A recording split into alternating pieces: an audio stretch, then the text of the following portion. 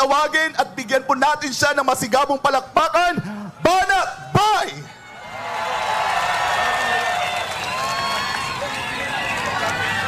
Taas ang kamay ng mga nabudol! Sino dito ang mga nabudol? Di kasi kayo nakinig eh. Biro lang. Pero, alam niyo po, hindi ko po talaga alam ang sasabihin ko dahil ilang araw na po kung walang tulog. Ilan dito ang walang tulog? Hindi kayo makatulog dahil sa nangyari kay Pangulong Duterte. Ilan sa atin?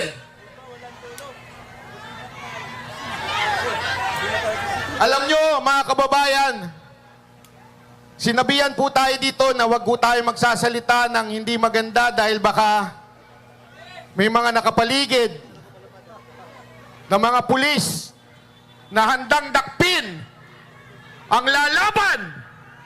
Pero ito lang ang sasabihin ko sa inyo. Kayong mga pulis na naandyan, alam nyo sa puso nyo na mali ang ginawa ni Torre.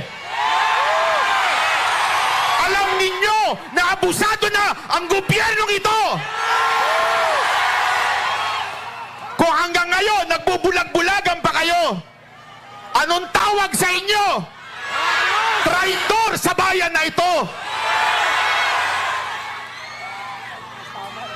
Tandaan nyo mga kababayan, mga pulis, kayo ang kakausapin ko ngayon. Sinasabi nila na hindi applicable yung Article 59. Mali po yun. Bakit? Ginamit nila ang Article 7 para hulihin si Pangulong Duterte.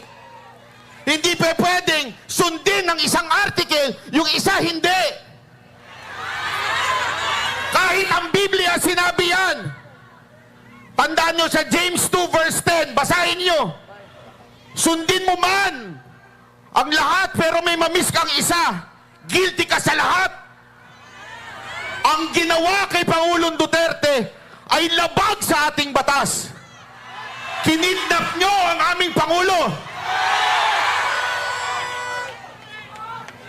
Susubukan ko lang to the international media. This is not about Duterte and Marcos. This is not about America, US, Japan. No. This is about humanity. They kidnap our president. What will you do? Uulitin ko po, hindi tayo nananawagan dito ng kaguluhan, rebellion. Dahil ako po ay against dyan. Dahil I believe in Romans 13 verse 1, submit to the authority. Pero, kailangan natin ilabas ang sama ng ating loob dahil yan ay protektado ng ating konstitusyon. Ito ang ginagawa namin ngayon. Ang aming damdamin ay nilalabas dahil mali ang ginawa ng gobyernong ito sa isang Pilipino. Nakita nyo si tatay kagabi? Kung hindi ka nadudurog doon, hindi ka Pilipino. Ang dami kong napanood mga kababayan. Hindi ho sila political. Pero nakita nila yon, nadudurog sila. Bakit? Ang isang Pilipino nakaupo sa puti. Akala ko ba malaya tayo? Akala ko ba malaya ang Pilipinas? Bakit Amerika o puti ang umuusig sa ating Pangulo? Hindi kami nagagalit kung gusto nyong usigin sa Korte ng Pilipinas. Yan ang tama, due process yan eh. Pero puti, hindi kami papayag dyan. Mali po yan. Alam niyo po, yan ang ginawa sa KOJC. Marami sa atin ang hindi masyado pang naniwala noon. Baka naman hindi tuloy-tuloy to. Hanggang kinulong si Pastor Kibuloy. Inusig ng mga maling warrant. Tapos sinunod nila si Pangulong Duterte. Ito ang tanong ko sa inyo. Kayo mga Pilipinong tulog pa. Kailan kayo gigising pag may mangyari na kay Pangulong Duterte? Kung may mangyari na kay VP Sara, ikulong din siya? Kailan kayo magigising? Kaya mga kababayan, nananawagan po ako sa inyo, imulat natin ang mata ng mga kababayan natin. Dahil ako naniniwala sa iba't ibang parte ng probinsya, nagising na po sila.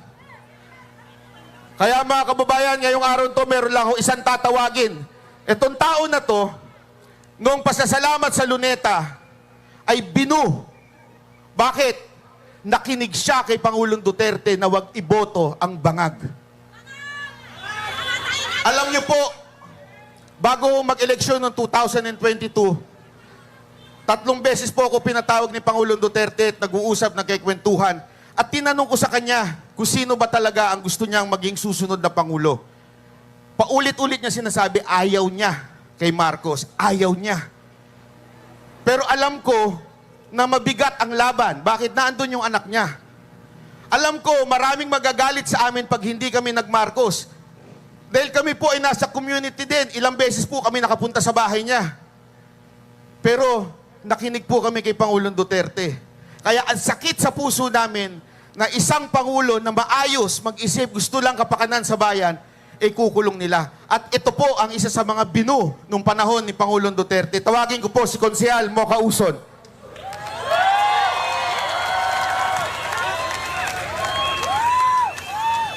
Duterte! Duterte!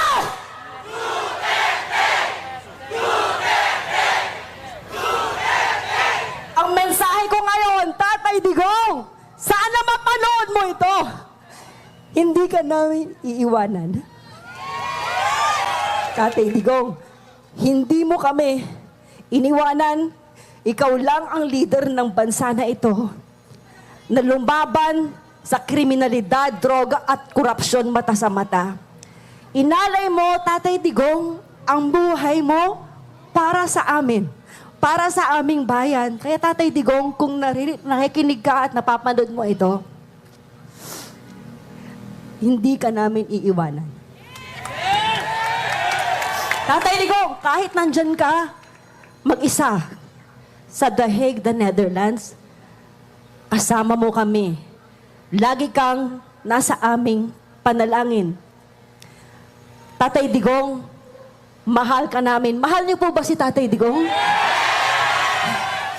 Kaya po ako masaya ngayon kasi nakikita ko po yung mga muka noong nakasama natin noong kampanya. Taas ang kaway ng mga nakasama natin. Hindi po natin iiwanan si Tatay Digong. Panghuli na lamang po, ngayon ako ay gustong kausapin po ang ating mga OFWs. May OFWs po dito. At mga nanonood na mga kababayan po natin. Kung kayo ay naniniwala na may ginawang mabuti si Tatay Digong sa ating bansa, kung kayo ay naniniwala na nawala ang droga, bumagsak ang krimen, at naging mas mapayapa ang ating mga kalsada, naging mas maganda ang takbo ng Pilipinas, ngayon ang panahon para magsalita kayo. Ngayon ang panahon na umaksyon po tayo. Hindi ko po sinasabi na magrebelde tayo. Kahit isang tao lang ang pumunta rito, pupunta ako. Ganon din po ba kayo? Iparamdam po natin kay Tatay Digong ang ating pagmamahal at hindi po natin siya iiwanan. Ayun lamang po, maraming salamat po. Iisa lang ang kulang talaga dito eh. Sino? Si Tatay Digong. Kaya, bring back Tatay Digong! Bring PRRD home! Diyos na po ang bahala. Sabi sa Biblia, hindi mo ba?